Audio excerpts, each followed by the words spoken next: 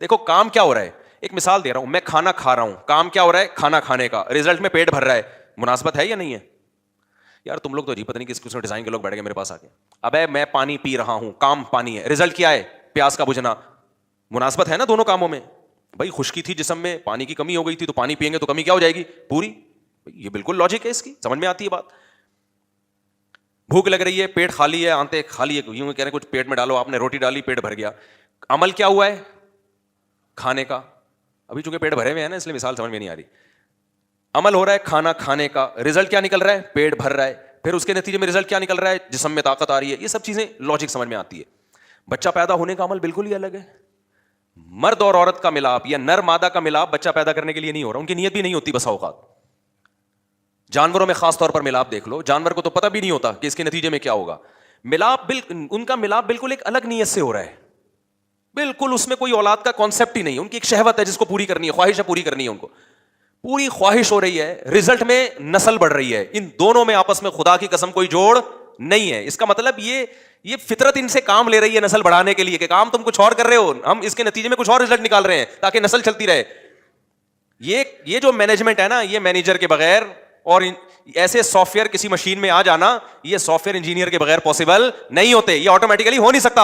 اس کا مطلب کوئی اور ہے تدبیر کرنے والا, کہ ان پہ چھوڑ دیا جائے نا تو یہ تو نسل روک روک کے برباد کر دیں گے.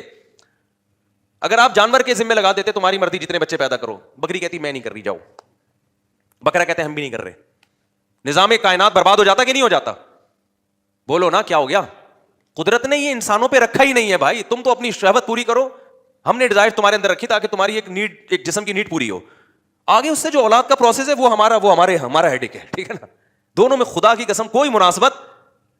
اور میں آسان لفظوں میں, کتنا گندا عمل جس کو انسان شرماتا ہے, چھپ کے کرتا ہے, نتیجے میں پیغمبر پیدا ہو رہے ہیں بھائی, علماء پیدا ہو رہے ہیں, بزرگ پیدا ہو رہے ہیں, سائنسدان پیدا ہو رہے ہیں, آئنسٹائن پیدا ہو رہا ہے, ٹھیک ہے نا, نیوٹن پیدا ہو رہا ہے. یہ دونوں بالکل ایک دوسرے کے کیا ہیں, اپوزٹ. میں نے ایک پادری سے ایک دفعہ میری ملاقات ہوئی. پہلے تو میں چرچ پر بھی چلا جاتا تھا پادریوں سے تھوڑا گپ شپ لگانے کے لیے, عیسائیت کو سمجھنے کے لیے. میری ہمیشہ عادت ہوتی ہے کتابوں کے بجائے نا جو صاحب کتاب ہے اس سے علم سیکھا جائے. ایک شوگر کے اسپیشلسٹ آئے 2-4 دن پہلے ملنے کے لیے, میں 3 گھنٹے ان کے پی گیا.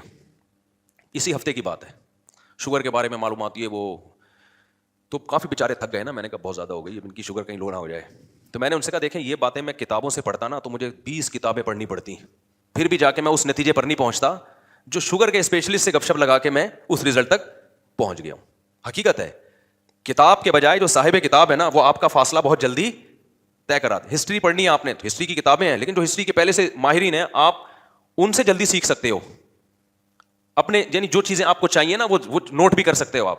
تو علم کا ایک طریقہ یہ بھی ہوتا ہے, کیونکہ انسان کے پاس محدود وقت ہے, وہ ہر چیز میں کتابیں پڑھ کے مہارت حاصل نہیں کر سکتا. یہ جو لوگ کہتے ہیں نا جن کو سب پتہ ہے, ان کو کچھ بھی نہیں پتا ہوتا, تبھی ان سے ماہرین کبھی متاثر نہیں ہوتے, ان سے بے وقوف لوگ متاثر ہوتے.